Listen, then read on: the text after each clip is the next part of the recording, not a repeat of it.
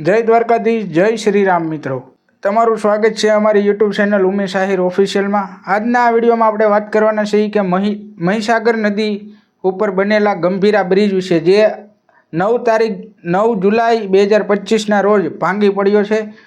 આ પુલ 23 પિલરનો છે અને એમાંથી એક પિલર ડેમેજ થઈ ગયું છે અને આ વિડીયોમાં આપણે તે બ્રિજ વિશે જ વાત કરવાની છે કે શું કારણે તૂટ્યો, સરકારની શું પ્રતિસાદ છે।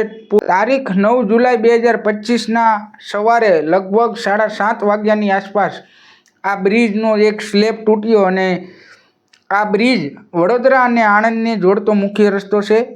આ બ્રિજની લંબાઈ આશરે 800થી 1000 મીટર સુધીની છે અને આ 23 પિલર ધરાવતો મહીસાગર નદી ઉપર બનેલ ગંભીરા બ્રિજ છે। આ બ્રિજ દુર્ઘટનામાં 2 ટ્રક, 2 વાન, 2 પિકઅપ અને 1 ઓટો રિક્ષાની કેટલીક બાઇકો નીચે પડી અને આ પુલ દુર્ઘટનામાં 15થી વધારે લોકો મૃત્યુ પામ્યા છે અને 2 લોકોની શોધખોળ હજી શરૂ છે અને ઈજાગ્રસ્ત લોકોને હોસ્પિટલ ખસેડવામાં આવ્યા છે અને આ માહિતી ન્યૂઝ રિપોર્ટ દ્વારા લેવામાં આવી છે। મિત્રો, વારંવાર અવારનવાર કિસ્સા બનતા હોય છે કે જેમ કે સુરત તક્ષશિલા અગ્નિકાંડ, મોરબીમાં ઝૂલતો પુલ, વડોદરામાં નાના બાળકો બોટિંગ કરતા ત્યારે મૃત્યુ પામ્યા। આવા વારંવાર સરકારને સવાલ કરે એવા બનાવો બને છે, છતાં સરકાર ચૂપ છે। સરકારને પ્રશ્ન કરો તો આપણા માનનીય સીએમ ભૂપેન્દ્રભાઈ પટેલને પૂછવામાં આવ્યું કે આ પુલની દુર્ઘટના વિશે તમે શું કહેશો, તો એનો જવાબ એમ હતો કે 23 પિલરના પુલમાંથી એક જ પિલર તૂટીને પડી ગયો છે। તો આપણે સીએમ ભૂપેન્દ્રભાઈ પટેલને એટલું કહેવા માંગીએ કે સાહેબ, તમારે 23 પિલરમાંથી બધા પિલર પાડવાનો ઈરાદો છે? આ તમારો જવાબ અમને યોગ્ય ન લાગ્યો। ચૂંટણી આવે એટલે હારી મીઠી વાતો કરી મત લઈ લે, પછી કામ કરે કોણ? આપણા પપ્પા કરે જ થાય નહીં। સરકાર મોટી વાતો કરે અને કોઈના ઘર પરિવારમાંથી સભ્યો ઓછું થાય તો એને આર્થિક સહાય આપી દે, એટલે આર્થિક સહાય આપવાથી સાહેબ વ્યક્તિ પાછો નથી આવી જતો।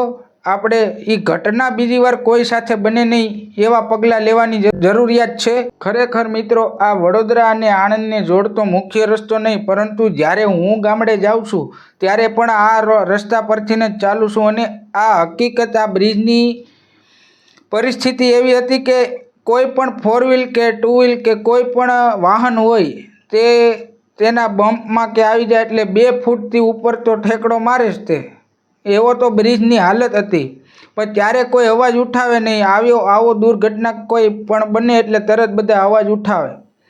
આપણે સરકારને સવાલ કરીએ તો આપણને દબાવવામાં આવે, એટલે આપણે હવે દબાવવાનું નથી, સરકારને સવાલ કરવાના છે। આ બ્રિજ દુર્ઘટના બાદ ગુજરાતમાં ઘણી ઠેકાણે હવે રોડ રસ્તાનું કામ શરૂ થઈ ગયું છે। અમારે અહીંયા સુરતમાં એક બ્રિજમાં પ્લેટ મૂકેલી હતી, બ્રિજને બંધ કરી દેવામાં આવ્યો આવતીકાલે જ તે।